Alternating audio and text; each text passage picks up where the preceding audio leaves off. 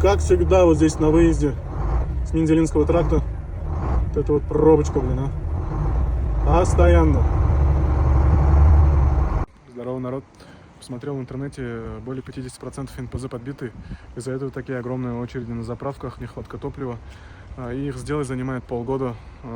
Поэтому, я думаю, пока война не закончится, все так же будет дальше продолжаться. Будем верить в нашу победу, что все это быстрее закончится.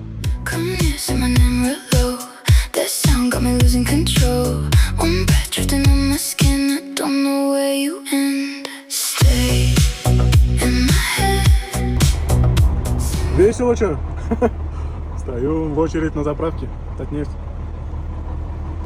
О чем я и говорил в прошлом видео, вон электрические машины заряжаются. Скорее всего, это гибриды, наверное. Да.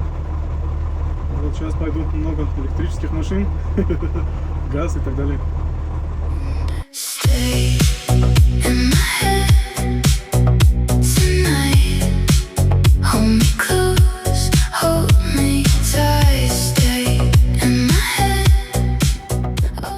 В Чувашском районе стал маленько отдохнуть. Крокодильчик. После Нижнего на трассе. Здесь вот туалеты, душ. Вообще норм, короче. У этого чувака, короче, написано РЖД, редко живу дома. Уже в Московской области.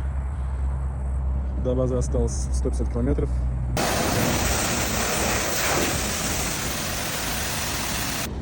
Ну все, я в Горь-Покровском. Завтра сдаем машину. Здесь рядом воинская часть. Все для победы.